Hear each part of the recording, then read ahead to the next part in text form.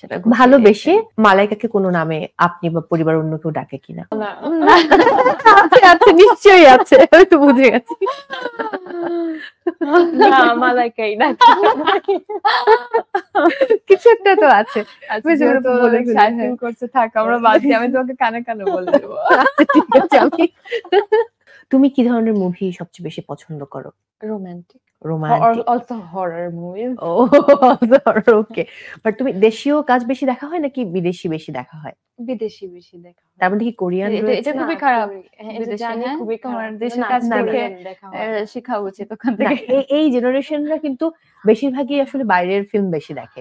সেই জায়গায় তোমার পছন্দের অভিনয় শিল্পীর কথা যদি জানতে চাই, তোমার পছন্দের অ্যাক্টর অ্যাক্ট্রেস, তাহলে কাদের নাম আসবে? কিয়ানো রিভস কে আমার ভালো লাগে। ওকে। তারপরে এখন মনে পড়তেছে না, বাট অনেকজনকেই ভালো লাগে। আচ্ছা ঠিক আছে। তুমি কি সিনেমা করতে চাও নাকি ছোট পর্দাতেই কাজ করতে চাও, কোনটা? ছোট পর্দাতেই শুরু করি আগে। নাচ গান এগুলোর প্রতি তোমার মানে অ্যাফেকশন কেমন বা আগ্রহ আছে কিনা, নাকি শিখতে কিনা কখনো? না, আমি কখনো শিখতাম না, বাট গান গাইতে মানে নিজের ভালো লাগে, কারো সামনে না। আজকে যদি গাইতে বলি? না পারবো না। বিজ্ঞাপন এবং নাটক দুটো তো একদমই দুরকম। বিজ্ঞাপন খুব অল্প সময় আমরা একটা গল্প বলে ফেলি হুট করে, নাটকে অনেক ডায়লগ ডেলিভারি দিতে হয় এবং ওটা একটা লম্বা প্রক্রিয়া। তার থেকেও লম্বা প্রক্রিয়া হচ্ছে সিনেমা। কতটা কঠিন ছিল তোমার জন্য নাটকটা করা? মানে এত মানে ইজিলি অনেক টাইমটা চলে গিয়েছিল, মানে মনে হয় না অনেক টাইম লেগেছে। আমার মনে হচ্ছে 3 দিন 1 দিনের মতোই, তো তেমন একটা কষ্ট বা কিছুই হয়নি। ওয়াও। শেষ করে বাসায় ফিরে গিয়ে আপুকে কি বলেছে যখন বলেছে নো খবরদার আসবে না? শেষ করার পর আমার দেখাই হয়নি। ও এত রাতে আসে, হ্যাঁ এত দেরি করে বাসায় ফিরলো, অতক্ষণে মানে আসলে আমাদের দেখাই হয় নাই। বাট রাজু ভাই আমাকে আপডেট দিতে থাকতো, আচ্ছা ঠিক আছে, তুমি টেনশনের কিছু নাই, হচ্ছে এরকম করতো। বাট এই যে আসার পর থেকে আমি যেটা দেখছি যে আপু খুব কেয়ারিং, সবকিছু ঠিকঠাক করে দিচ্ছে। কস্টিউম গুছানো কিন্তু খুব কঠিন নাটকের আগে। তো এখানে আমি একটা কথা বলি, সেটা হচ্ছে নাটকে অনেক আমার কস্টিউম পড়েছে। So that was very special for me.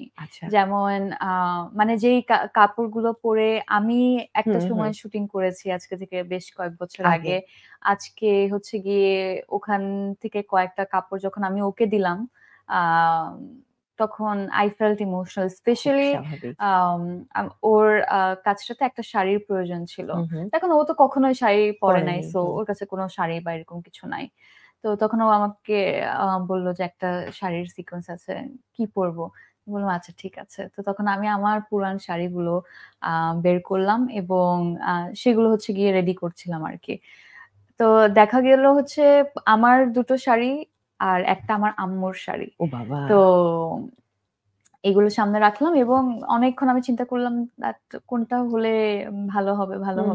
আমার কোনটা ভালো আছে, তখন দেখলাম হচ্ছে আম্মুর শাড়িটা যদি ও পরে তাহলে হয়তোবা ভালো হবে। তখন আমি ওই যখন রেডি করে দিচ্ছিলাম, তখন আমার কিছুক্ষণের জন্য একটু ইমোশনাল লেগেছে, দ্যাট ইউ নো হাউ, মানে চোখের সামনে ও কিভাবে বড় হয়ে গেল এবং আজকে আমার কস্টিউম কিংবা আম্মুর শাড়ি পরার মতো একটা অবস্থা।